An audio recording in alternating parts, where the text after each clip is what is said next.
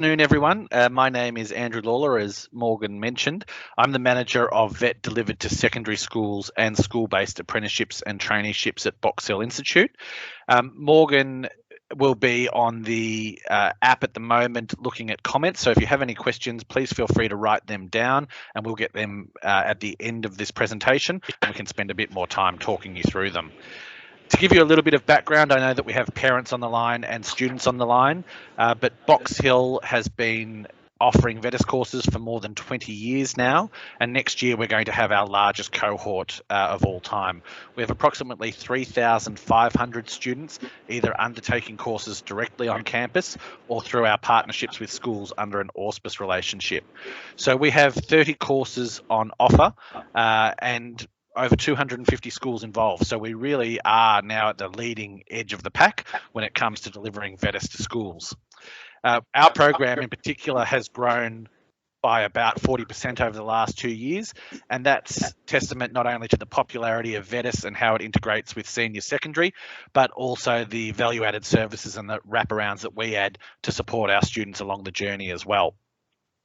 I'm very conscious of the fact that we might have first-time VCE and VCAL parents and first-time VCE and VCAL students here. So I will cover off on some basic information and bring everyone up to speed. As I said, if you do have questions or something's a little bit complicated, please stay online and we'll talk about it afterwards. I am going to shut off my camera in about 2 seconds, just so that we don't have a dropout with the connection, but you'll hear my voice as we go through the slide set. So hopefully everyone's now seeing the list of courses that we're looking at today. We're looking at courses that come under health and community services, as well as information technology and sport. The first thing that I would like to do is just touch on why you would want to do VETDSS in the first place.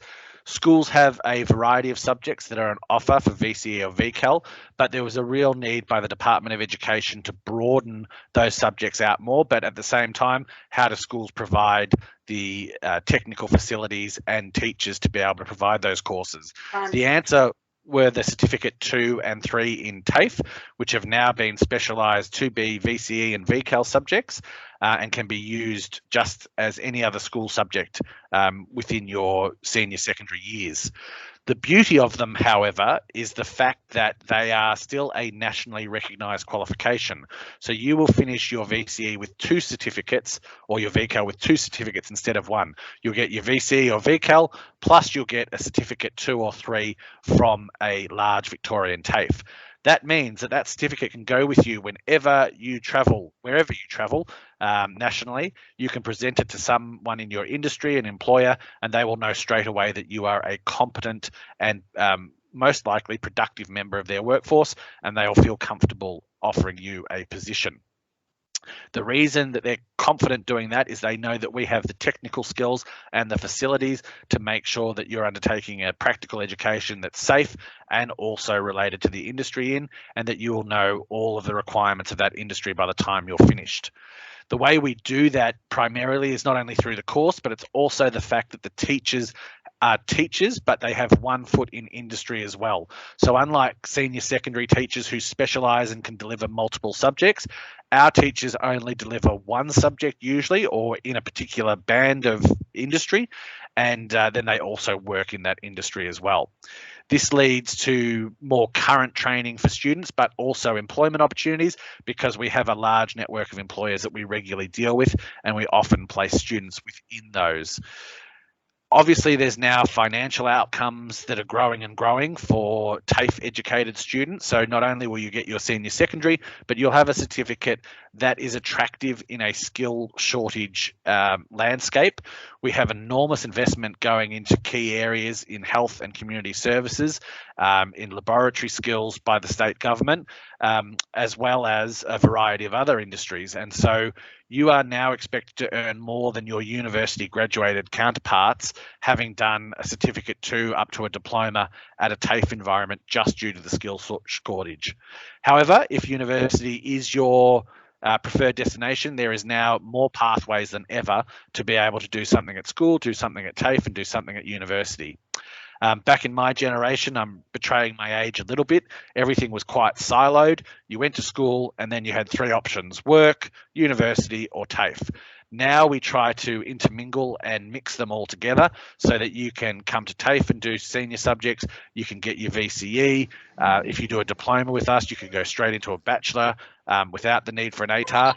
The pathways are much more flexible and a lot easier to navigate a course that makes your resume look good and your skill sets look good. Now, having given VETDSS a pump up, I just want to talk briefly about how TAFE is different to school and how VETDSS subjects are different to school as well. Because although it's quite subtle to begin with, the cumulative effect can be quite profound, especially when it comes to the end of any given year and we're talking about whether you've passed or failed your units. So I need to make clear that when you come to Box Hill, you are entering an adult learning environment.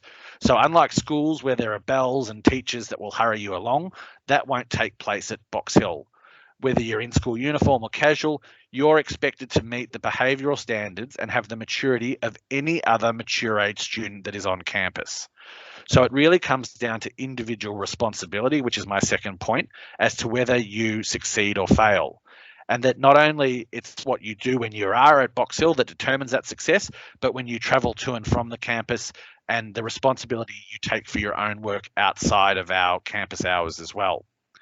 So as an expectation for parents and students, I would expect you to arrive 5 to 10 minutes early to each class and make sure you have the protective equipment if required and the tools to be able to perform that class on that day.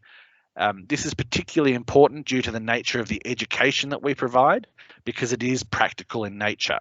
So any week we might be conducting practical activities that have an assessment component or a practice component and that you need to be completed and observed in that particular class with the inability to go back and repeat it at a different time because often it's group work as well. If you are going to be away for any reason, your mum doesn't call up, it's your responsibility to send an email to your tutor or your teacher stating the reason for your sickness and whether a medical certificate can be produced. Importantly, in the third point, and this is how we really differ from school, is that our certificates are linked to employment standards and there's no wriggle room to give you a pass if you haven't satisfactorily completed each and every task required. So essentially, when we break down our subjects and we break them into units and we break them into activities and work and tasks, you need to be seen to be completing that 100% so that you can pass those units. So submitting work, attending all classes, participating in activities, these are all prerequisites when you come to VETDSS. It really is a step up in the because we're not giving you a numerical grade or an alphabetical letter. You sometimes think that, well, I can't pass, I'm just going to pass and it will be easy enough. No, you have to actually complete everything satisfactorily to be given a CO, which is a pass. And our name is on our certificate. We need every employer to know that you have competently engaged with all of those units. Now, how schools and TAFEs work together is also important. We have what we call the Box Hill Institute portal, which is available 24 hours a day, 7 days a week by your schools. So your career practitioner, your vet administrator, they will all have a log on and a password and they can access your information. They can sort by class, they can sort by student, they can click on your ID number and they can look at all the units you're doing, all the competencies that you've derived so far. But if there are also any other problems, it's their responsibility to then speak to your parent and to yourself to make sure that corrections are put in place or that you're told through your own school reports that everything's going well. So I might just quickly go through this snapshot that I've taken from one of our portals. We've got a new one rolling out next year, which is going to look and feel a lot better, but this is how it is at the moment. You'll see at the top that I've labelled attendance reporting as the first thing I wanted to look at. That's not on this screen, but what it does is every week you will come into class and every week your teacher will mark you off. You will get a green on the portal for attended, an orange for having attended part of the class, and a red for not attending. When your school logs on and clicks on your name and clicks on attendance report, they will see a Christmas tree of lights light up week by week, and they will be able to determine very quickly through the patterning how you are going to go with your course. And what I mean by that is if we see more than 4 red squares on your set of lights, we know you're not attending enough to be able to successfully complete the units, and therefore we will put you at risk. That will go in the at-risk box that you see at the top of your screen, and schools will be able to see that, plus also check on your attendance anyway. If it's getting out of hand and it's going past 4 to 5 or 6 and you're at real risk of being removed from the program, we will most likely email your school and email your parents if we haven't got an answer soon enough. So that would be in dire straits if we really think an urgent correction is needed or your absences are getting out of control. The other thing that we'll use the at-risk for is if there are any outstanding items of work. Unlike teachers at school, our teachers won't be chasing you. They won't be constantly extending deadlines. They will be expecting you to submit it within a reasonable time of the activity having been performed. And they use a learning management system to do this. So everything is tracked online through what we call Student Web. Your quizzes are tracked. Your uploads are tracked. The amount of reading that you do online is also tracked so that we can see that you're moving through the course at the right pace and completing at the right level as well. So there's not a case of, oh, I've handed that in, mum and dad, or, oh, they must have lost my copy. That doesn't exist. It's all on record. It's all on Box Hill servers through Student Web, and we'll be able to determine straight away if there's an issue or not. Now, hopefully what you will see is, or what schools will see, is a list of units, and this is the first year of early education by the looks of it, but they will see a list of units and then they'll see the letter CO running down the page under result, which means you're competent.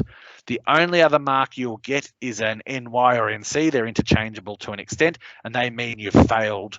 You haven't successfully completed your units. So if you haven't handed in your work by the correct time, you will get an NY or an NC, and that would jeopardize your ability to complete your VCE, but also even move into year 2.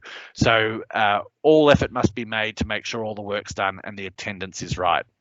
From a school perspective, they can download reports straight from our portal and they can just insert them into your school report.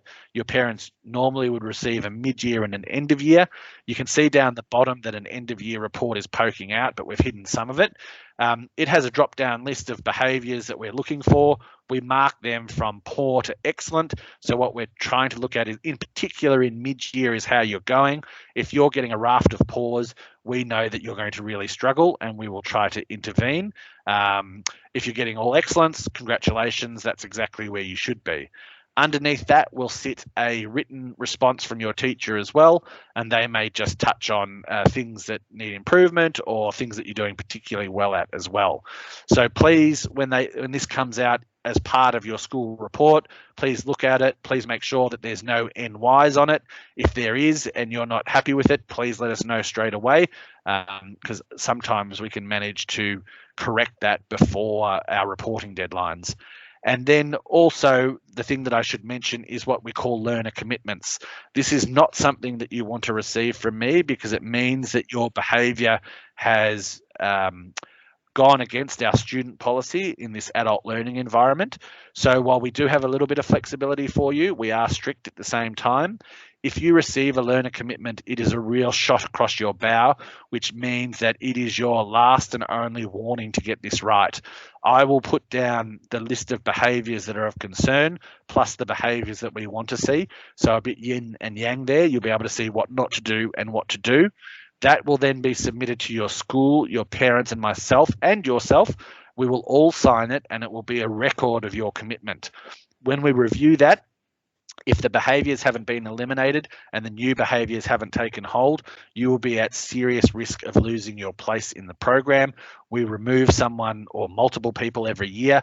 We would hate for that to be you next year. So please make sure that you treat our environment with respect, you understand what the teachers are asking for you, you clarify politely, you work through your schools if there are any point of contention, but we're all here to achieve the same objective.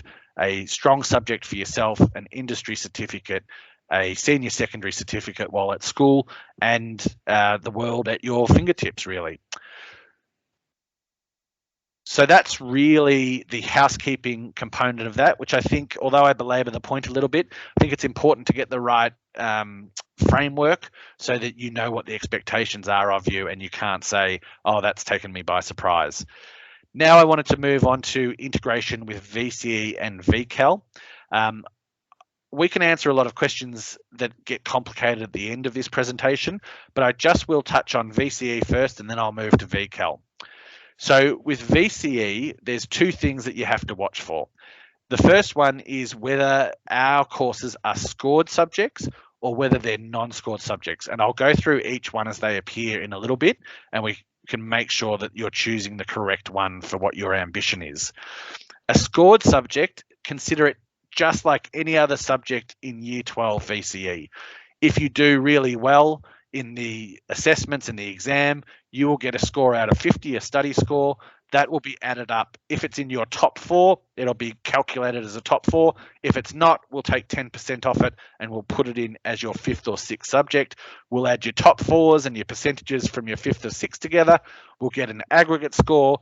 Then VCAR divides it and your ATAR falls out the other end, and hopefully it's what you wanted.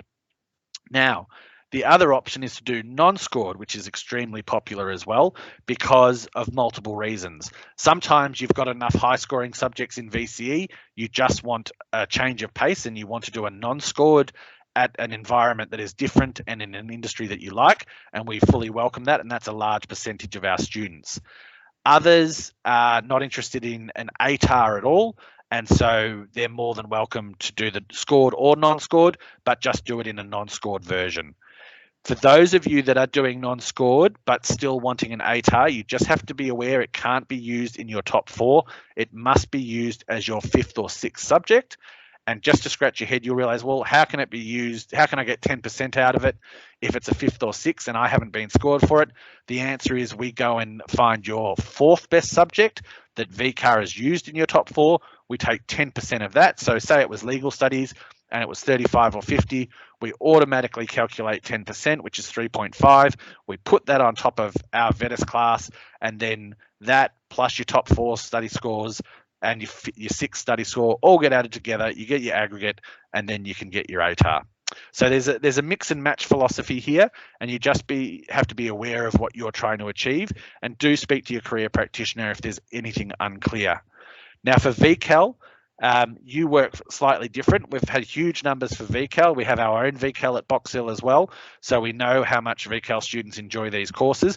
But the way we get units for you guys is that for every 90 hours that you study, you get 1 unit towards your VCAL. In a normal VETDSS class, which runs over 2 years, you generally do 180 hours plus. Well, you do 180 hours plus in each year. So that's 2 units right there, presuming you successfully complete all your units. Each unit has an hour allotment next to it. So 1 unit might take 40 hours, one might take 15, one might take 80. We add them all together. As long as you've completed them all, you'll get the hours awarded to you and the units that go towards your VCAL. So if we just look at the screen and the different courses, we have Allied Health out of the gate at the start, and that is a fully flexible scored VCE subject. You can use, if you do particularly well, you can use it as your primary 4. So you get a study score out of 50. And if it's not the best in your top 4, you can use 10% of it to add to your aggregate score. If you're doing animal studies, however, you are using that as a 5th or 6th subject only, and you will get, if you're a VCE student, 10% of your 4th best subject awarded to that. Again, if you're VCAL, it doesn't matter which one you study, you can just do that by the hours it delivers to you. Then we go back to community services, and I also see equine studies. These are the super special, highly flexible VCE subjects that can be used in your top 4 or as your 5th or 6th subject. We tend to get Premier's Awards winners from equine studies and also laboratory skills. So we've got a very good track record in the state of outperforming other schools. So you're coming to a great place if you are more university minded and are really focused on getting the highest ATAR that you can achieve. Then the next page, we have laboratory skills. As I mentioned, that can be used in your primary 4 or as your 5th or 6th subject. Information, digital media and technology is the same, and so is sport and recreation. The only one that sits outside that can only be used as your 5th or 6th, so a non-scored, is outdoor recreation. And we should note that outdoor recreation is a certificate too that only goes for 1 year. So just be aware that it won't go over year 11 and 12 or year 10 and 11, and just make sure that you're selecting the right one. What we find is a lot of year 10 students wanting to do outdoor recreation and then moving into sport and rec in years 11 and 12. So they get a 10% 5th or 6th locked away in year 10, which is fantastic. Then they've got a scored assessment for year 12 in sport and rec, and that has all the flexibility available as well. So that's a really nice package. You get actually 3 qualifications by the time you're finished. They're all interrelated. They all work for your VCE or VCAL, and you can do further study or go straight into work as soon as you've got those qualifications. Not to mention your resume is looking fantastic at the same time. So that's basically what I wanted to cover off from a background perspective. We have all of the presentations that are course specific now on our Box Hill Institute YouTube channel. You will see the link that's written there. I'll keep this slide up on screen for you so you can read it. But basically it's www.youtube.com/user/Box Hill Institute/playlists. If you go there now, you will find your course. Please look for the VETDSS acronym, so the VETDSS in the heading or the description of the videos, because these courses also run for mature age students, and that's not the course you're doing. It's exactly the same course, but you're doing it as part of VETDSS, which is senior secondary focused. So make sure it's got that VETDSS acronym.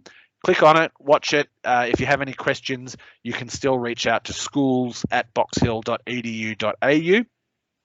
A little bit of additional housekeeping for parents though. Classes begin from the first week of February in 2022.